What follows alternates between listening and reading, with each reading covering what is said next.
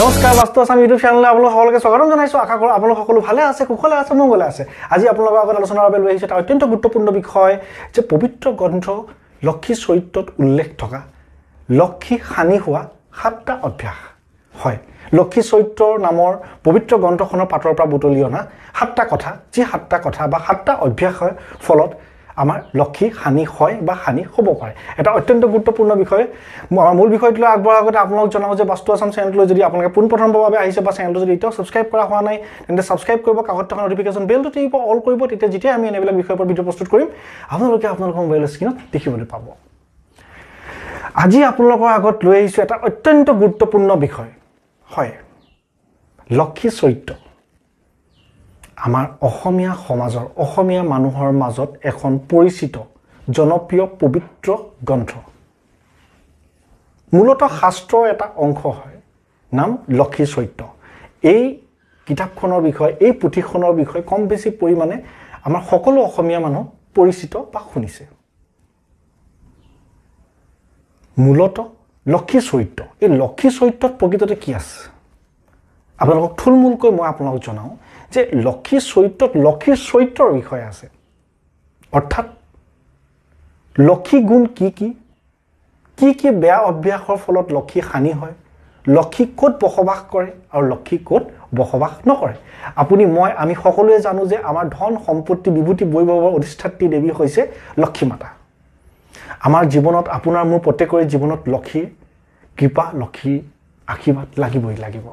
সবচে ডাঙৰ কথা যে এই লক্ষী মানে আমাৰ ধন পইচা অহাক বুজায়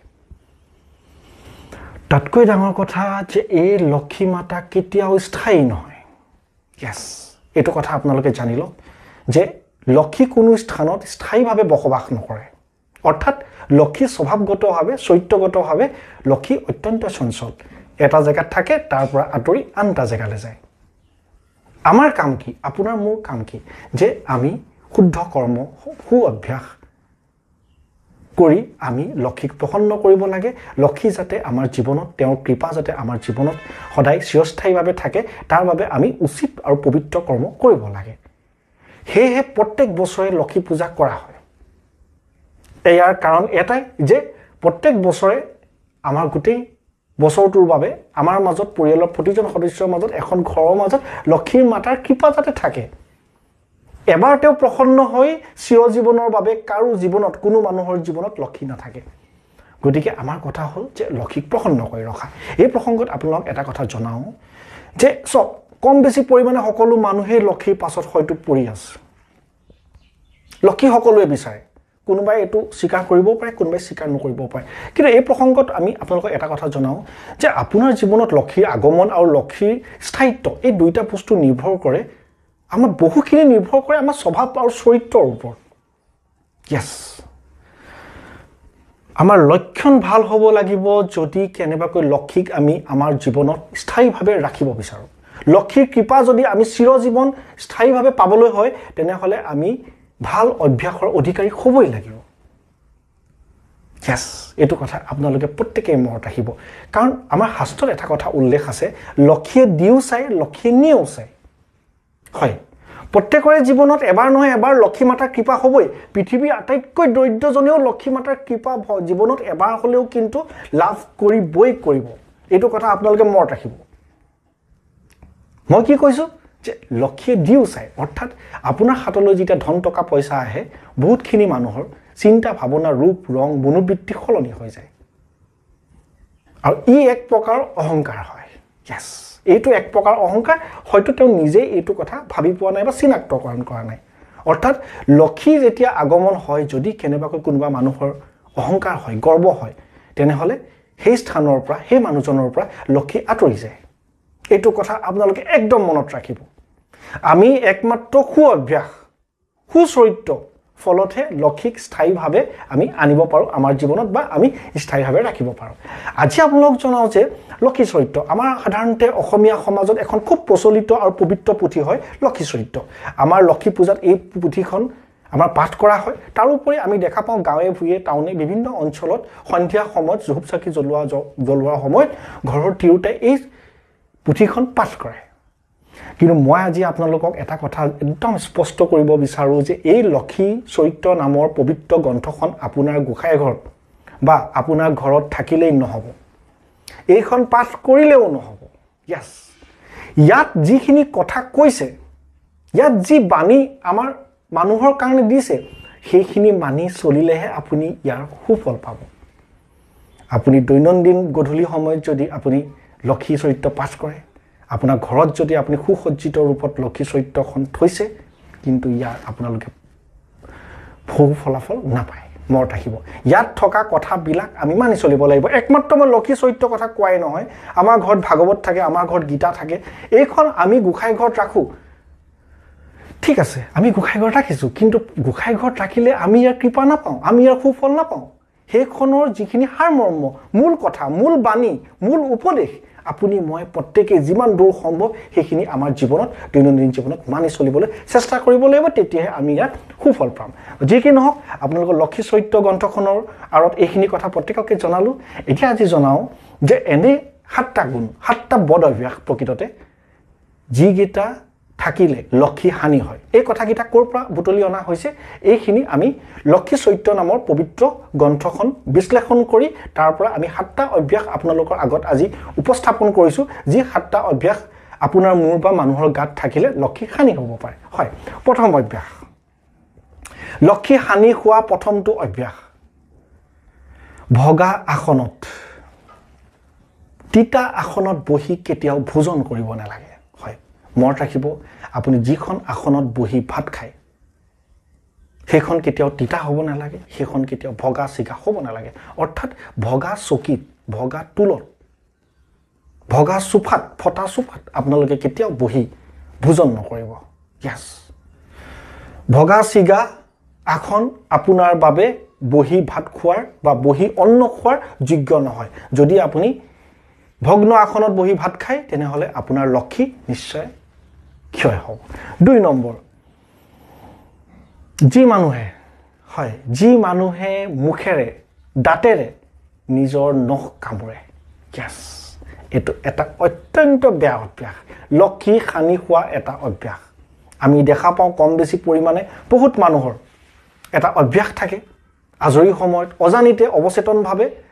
হাতখন মুখলৈ গুচি যায়, নখটো কামুৰি থাকে। য়েছ, এইটো যদি কাৰোবাৰ আছে, এই ভিডিঅ'টো চোৱাৰ লগে লগে এই অভ্যাস আপুনি সম্পূৰ্ণ পৰিহাৰ কৰিব, কাৰণ ইয়াৰ অৰ্থ ডাইৰেক্ট আমাৰ ধনৰ লগত, লক্ষীৰ লগত জড়িত। আৰু এইটো কথা লক্ষী চৰিত্ৰত স্পষ্টভাৱে উল্লেখ আছে।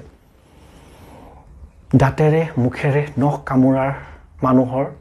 জীৱনত লক্ষী প্ৰৱেশ নকৰে। য়েছ। 3 নম্বৰ, সদায় মনত ৰাখিব যে আপুনি মুখ ধোৱা, ৰাতিপুৱা শুই উঠি ব্ৰাছ কৰা বা মুখ ধোৱা পানী, ভৰি ধোৱা পানী কেতিয়াও যাতে আপোনাৰ দুৱাৰৰ সন্মুখত নেপেলায়। হয়, গা মুখ ধোৱা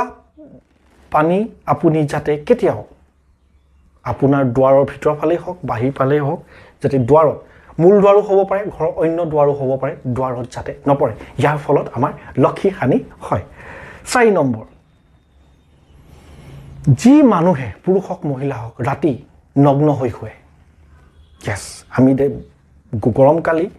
কিছুমান মানুহে ৰাতি শোৱাৰ সময়ত দুৱাৰ বন্ধ কৰি সম্পূৰ্ণ উলংগ বা নগ্ন হৈ ৰাতি শুৱে। এই কাৰ্য প্ৰকৃততে পৰিহাৰ কৰিবলগীয়া। য়েছ, এইটো এটা বেয়া অভ্যাস। এনে মানুহৰ ওচৰলৈ লক্ষী নাহে, আহিলেও অতি সোনকালে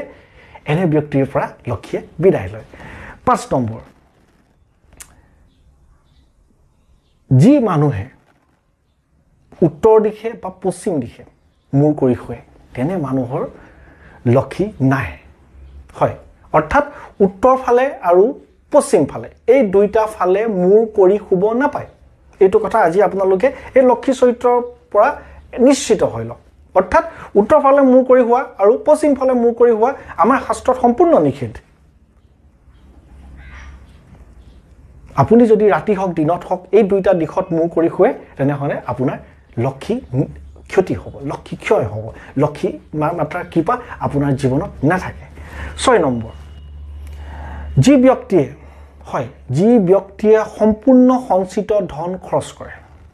য়েছ, তেনে মানুহৰ ওচৰলৈ লক্ষী নাহে, লক্ষী ক্ষয় হ'বই হ'ব।